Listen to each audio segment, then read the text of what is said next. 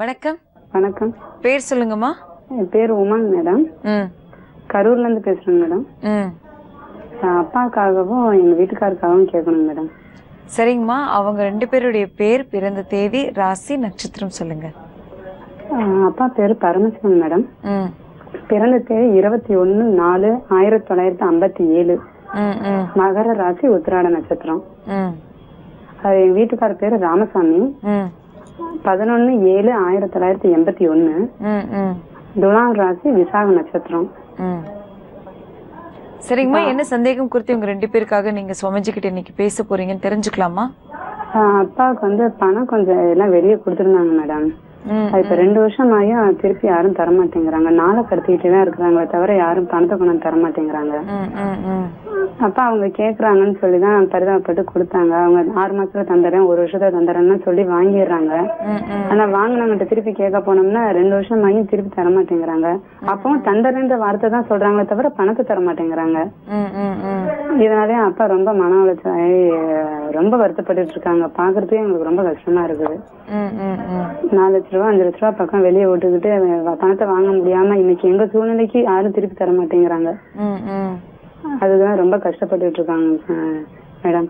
அதே தம்பியும் கல்யாணத்துக்கு ஒத்துக்க மாட்டேங்கிற அப்படி. அது வேற அப்பாவுக்கு ரொம்ப வருத்தமா இருக்குது. தம்பிக்கு 31 வயசு ஆகுது. அது கல்யாணத்துக்கு ஒத்துக்க சொன்னா பண்ணிக்கவே மாட்டேங்கிற அப்படி. வேணானே சொல்ற அப்படி. வேற ஏதாவது விரும்புறியா, கல்யாணம் பண்ணி வைக்கட்டுமான்னு கேட்டாலும் அது அந்த மாதிரி எதுவும் கிடையாதுன்னு சொல்ற அப்படி. இதுவே அப்பா ரொம்ப போட்டு வாடுது மேடம். பணமும் கொடுத்த பக்கத்துல இருந்து வாங்க முடியல. தம்பியும் இப்படி கல்யாணத்துக்கு ஒத்துக்க மாட்டேங்கிறான் அப்படின்னு சொல்லி ரொம்ப கவலைப்பட்டு இருக்காங்க. சரிங்கம்மா, கவலைப்படாதீங்க. இதற்கான பரிகாரம் என்ன செய்யலாம் அப்படிங்கறத சப்தரிஷி வாக்கியம் மூலம் சுவாமிஜி கிட்டே கேட்டு தெரிஞ்சுக்கலாம். சரிங்களா? சரிங்க மேடம். சொல்லுங்கம்மா.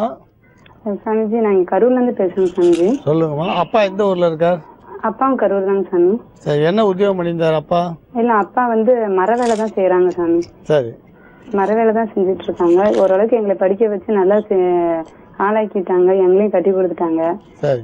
அதனால அப்பா கையில இருந்த யாராவது கேட்டாங்கன்னா இல்லன்னு சொல்லாம வரவு அப்பாவுக்கு வர வேண்டிய வரவு வரணும் இல்லையா? ஆமாங்க சாமிஜி. உங்க கணவருக்கு என்ன கேட்கணும் நீங்க? என் கணவருக்காக எங்க மாமியார் வீட்டுல எங்களுக்கு ஒரு 6 ஏக்கர் நிலம் கொடுத்தாங்க. சரி. அது நாங்க ஒரு 3 வருஷமா அதை சேல்ஸ் பண்ணலான்னு பாக்குறோம். அது ஏதாவது ஒரு விதத்துல தடங்களாவே போகுது. சரி. பண்ணவே முடியல. ஒருத்தவங்க அட்வான்ஸ் 2 லட்ச ரூபாய் கொடுத்துட்டு மேற்கொண்டு இல்ல நான் இப்ப வாங்கலன்னு சொல்லிட்டு போயிடுறாரு. அட்வான்ஸ் கொடுத்துடுறாங்க, அப்புறம் வாங்கலன்ட்டு போயிடுறாங்க. சில பேர் அட்வான்ஸ் கொடுக்க வராங்க, அப்புறம் என்ன காரணத்துக்கும் நாளைக்கு வரன்ட்டு போயிடுறாங்க. அந்த ஒரு 6 ஏக்கர் இடத்த அது சுத்தமா விற்கவே முடியல. இப்ப உங்களுக்கு உங்க அப்பாவுக்கு வர வேண்டிய பண வரத்துக்கும் உங்க தம்பியோட திருமண வாழ்க்கைக்கும் இப்போ ஒரு நல்ல அருமையான பரிகாரத்தை சொல்றோம். உங்கள் பூமி நிலம் விற்கிறதுக்கான பரிகாரமும் சொல்கிறோம். இப்போ உங்கள் அப்பா கொடுத்த பணம் வர்றதுக்கு அவர் வீட்டிலேயே பண்ண வேண்டிய வழிபாடு ஒன்று சொல்கிறோம்.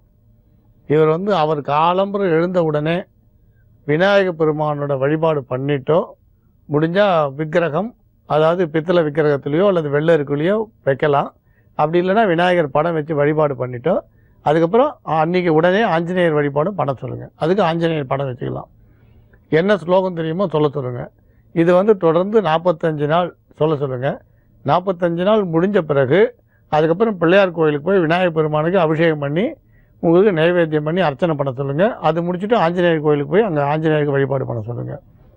உங்கள் அப்பாவை பொறுத்த வரைக்கும் கொடுத்த பணம் வரத்துக்கு வாய்ப்பு கிடைக்கும்.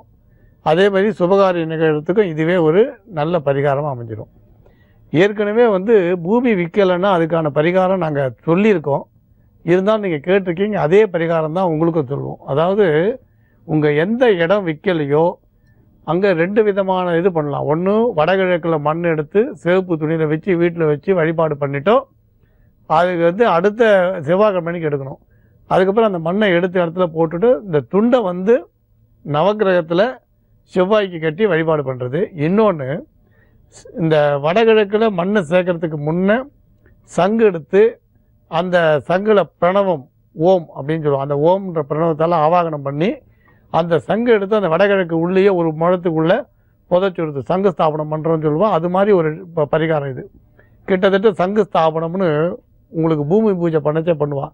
அதே மாதிரி, ஆனால் அதுக்கும் இதுக்கும் சம்மந்தம் இல்லை. இந்த சங்கை வச்சுட்டு அந்த மண்ணை போட்டு மூடிடுங்க. இந்த துண்டை செவ்வாய்க்கு கிட்ட அர்ச்சனை பண்ணுங்கள். நீங்கள் சங்கு இல்லைன்னா வெறுமை நீங்கள் இந்த மண் போட்டு பூஜை பண்ணி நீங்கள் அந்த துண்டை கட்டினாலே போகிறோம். 11 செவ்வாய்க்கிழமை நீங்கள் தொடர்ந்து நவகிரகத்தில் செவ்வாய்க்கு வழிபாடு பண்ணுங்கள். 11 செவ்வாய்க்கிழமை துர்க்கையும் வழிபாடு பண்ணுங்கள். மறுபடியும் உங்களுக்கு அட்வான்ஸ் கொடுத்தவாலே வந்து இந்த இடத்த வாங்கிறதுக்கு ஒரு அருமையான சந்தர்ப்பம் கைகூடி வரும். நட்டத்துக்கு போகாது, லாபத்துக்கு போகும். நம்புங்கள், நல்லதே நடக்கும். ரொம்ப நன்றி சுவாமிஜி, நல்ல ஒரு பரிகாரம் நீங்க சொன்னீங்க. தொடர்ந்து அடுத்த நேர் யார் எங்கன்னு பார்த்துக்கலாம். வணக்கம். ஹலோ.